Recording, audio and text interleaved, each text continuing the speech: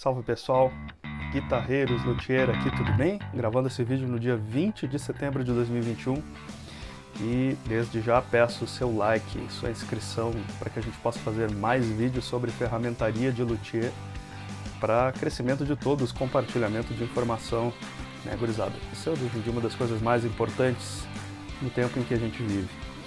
Aqui eu quero expor para vocês algumas das ferramentas que são utilizadas no dia a dia da luthieria e algumas dicas, alguns macetes que eu utilizo aqui para medições, para algumas coisas de precisão, ok? Antes de mostrar essas ferramentas que estão estendidas aqui no balcão, quero mostrar algumas mais pesadinhas um pouco, que também são utilizadas. Aqui a gente vê, por exemplo, nossa amiga tupia, né? Esse cara aqui a gente utiliza para fazer diversas atividades na luthieria, restauros, cavidades em captadores, cavidades em Floyd Rose, N atividades que precisam realmente do domínio dessa criança aqui. É importante frisar, né, gente, que essa tupia aqui ela tem uma fresa, que nesse momento ela está sem, a fresa é colocada aqui, e que é muito importante utilizar equipamento de proteção e praticar em um pedaço de madeira à parte, antes de sair fazendo, antes de sair arriscando alguma coisa em equipamento de cliente, né, gente? Mesmo com alguma prática nele, a gente pega um pedacinho de madeira, faz um pequeno teste antes e depois que está tudo certinho, está tudo regulado, medido, aí parte para o fight no equipamento, ok? Outro equipamento que a gente utiliza bastante aqui é o querido, famoso soprador térmico, também conhecido como secador de cabelo de Satanás. Esse cara aqui, gente, muito cuidado também, luva de proteção indispensável. Esse cara aqui tem que ter uso com parcimônia. Aqui vocês, não sei se vai aparecer na câmera, mas ele tem um controle aqui de velocidades. Use a velocidade moderada. Tem aqui, ó, velocidade 1, moderada sempre. O aquecimento 1, né, moderado. E utilize luvas de proteção. Depois a gente vai falar mais sobre ele, a gente utiliza ele para fazer descolagem de cavalete, descolagem de escala e outras atividades que requerem a gente mudar as propriedades da cola que já está no instrumento para fazer algum restauro ou uma nova colagem, né? Outro cara extremamente utilizado no dia a dia aqui da oficina, nossa querida e amada retífica. Que aqui também está sem a ponteira, porque eu uso o extensor dela. Não é propaganda da Black & Decker, né? Não recebo nada deles, mas realmente essa aqui me atende com muita perfeição. É utilizada para 1001 atividades, pequenos restauros, pequenos polimentos, polimento de traste, a gente coloca aqui na ponta dela, né? Um bastãozinho aqui que a gente utiliza para fazer o polimento dos trastes, especialmente trastes inox, mas também em alpaca. Então, dependendo, a gente pode utilizar aqui também pequenos discos de corte. Então, esse cara aqui também importante utilizar luvas, muito importante o uso das luvas para proteção. E praticar um pouquinho também, né, gente? Não é sair arriscando e colocando em equipamentos aí. É necessário desenvolver o uso, as velocidades aqui dela, né? Dominar mesmo, antes de mais nada, antes de sair fazendo alguma coisa em instrumentos, tá bom? Outra ferramenta que a gente utiliza muito aqui, os famosos sargentos, né? Aqui desse cara eu utilizo 3 deles, por exemplo, para fazer uma única colagem de violão, de cavalete de violão. Então, fora esses, eu quero deixar claro também, né, gente, que aqui não estão todas as ferramentas que eu utilizo. Estão algumas, eu tenho N outras ferramentas lá, aqui na oficina, que são utilizadas, N prensas, outros insumos, outros sargentos, outros grampos, que é a típica coisa que quanto mais tu faz serviço de luthieria, mais tu percebe que tu precisa desses equipamentos e dessas pequenas peças para executar mais trabalhos e para fazer mais entregas e para fazê-las melhor, tá bom? Aqui a gente começa falando de algumas coisas interessantes que são utilizadas no dia a dia. Mais básico, né, gente? Soldadorzinho, 25 watts. Não recomendo para solda em guitarra elétrica ou com cabos relacionados à eletrônica, um soldador mais forte do que 25 watts. Atende perfeitamente. É bom, muito importante eu diria, ter 2 ou mais desses aqui, porque se você tem realmente um prazo de entrega, é interessante cumpri-lo, né? E esse cara aqui, como toda ferramenta, ele tem uma vida útil, um dia ele para de funcionar e é bom ter mais de um, tá? Então 25 watts é o que eu utilizo, ok? Bastãozinho de solda, né, que está muito atrelado ao soldador, né, refazer elétrica de instrumento, dominar bem, treinar bastante. A gente pensa assim, ah, mas a minha solda não cola, a minha solda não fixa. Gente, é prática, pura prática. Você, quanto mais soldar, quanto mais você treinar, mais você vai ver que a sua solda gruda, que a sua solda fica muito robusta, sem solda fria, e que realmente não dá problema no futuro, tá bom, gente? Esse aqui, então, muito atrelado ao uso do soldador. Uma coisa importante aqui, não riam, tá? Uma lixa de unha. Quando tu pega, né? Por que eu peguei direto a lixa de unha? Porque a gente tem, por exemplo, alguma superfície, um potenciômetro que não quer pegar solda, gente. A gente pega a parte de cima desse potenciômetro e passa a lixa de unha em cima, literalmente arranhando um pouquinho ele. E então a gente vê que após isso a solda pega ali com muito mais facilidade, tá? Esse é um dos usos da lixa de unha aqui, né? Passar em alguns terminais para facilitar a soldagem. E também muito utilizada para pequenos ajustes em trastes, que eu vou falar adiante. Aqui a gente tem também serra de trastes, gente, com essa regulagem aqui, regulagem de altura. Obviamente aqui ela está totalmente sem regulagem nenhuma. A gente costuma fazer o ajuste aqui com a devida medição, né? Onde a gente ajusta aqui a profundidade do corte que vai ser feito no braço do instrumento, né? Indispensável para fazer, por exemplo, uma nova colocação de trastes, né, gente? Então esse instrumento aqui, essa ferramenta aqui é extremamente necessária.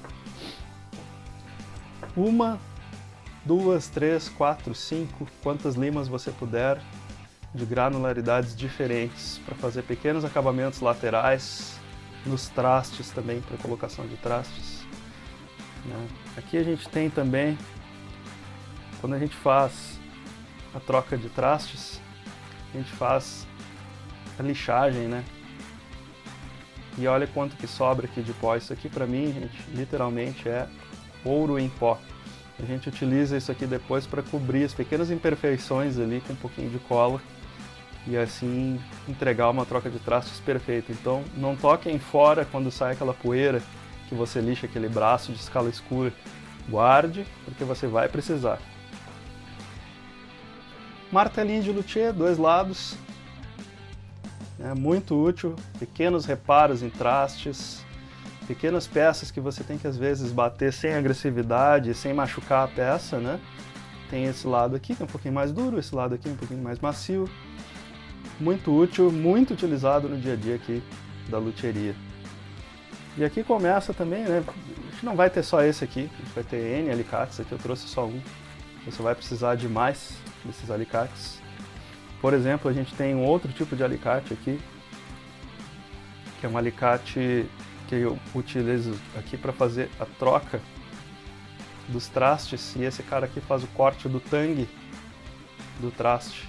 E literalmente o inox, que é um material mais duro, esse cara aqui é extremamente indispensável para qualquer tipo de acabamento, para qualquer tipo de troca de trastes. Fundamental ter essa ferramenta aqui em mãos.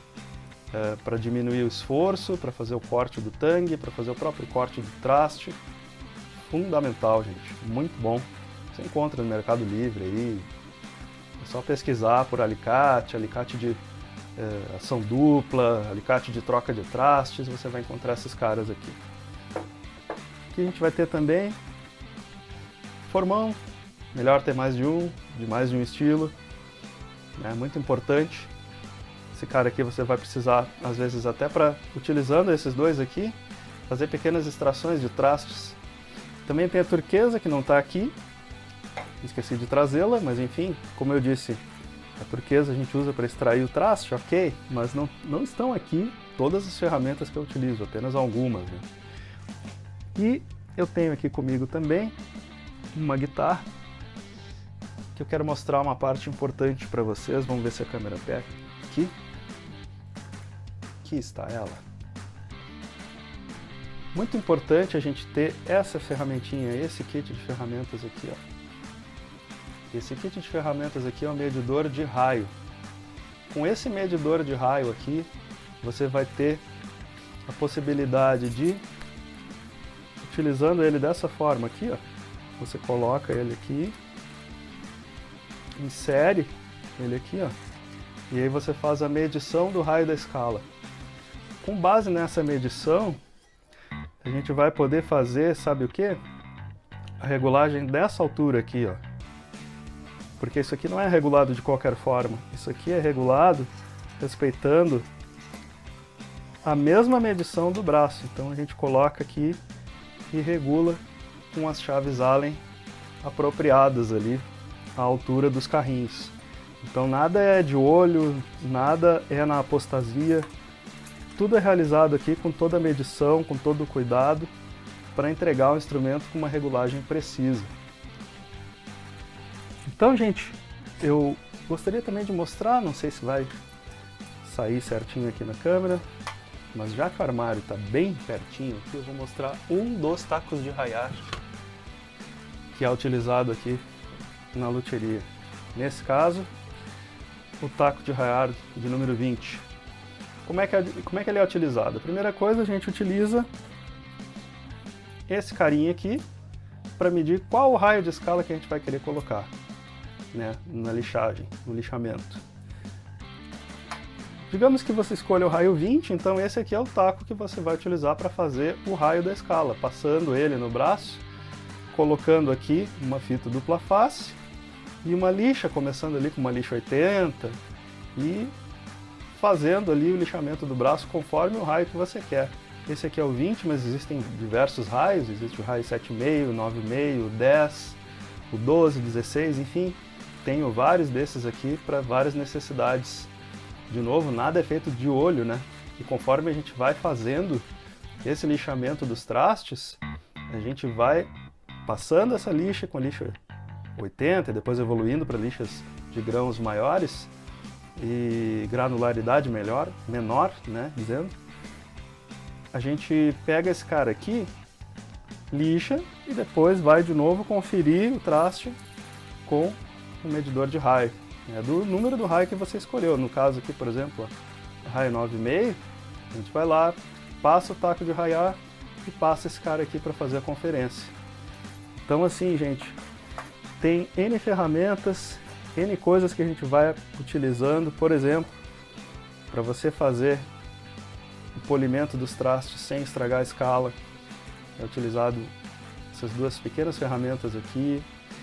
Aqui também o vídeo ficaria enorme, não é esse o objetivo, né? Mas são utilizadas, por exemplo, para troca de trastes, são utilizadas N lixas de diversos grãos, desde a 600, a 1500, a 3000, e depois o polimento, né? Os discos de polir e várias coisas.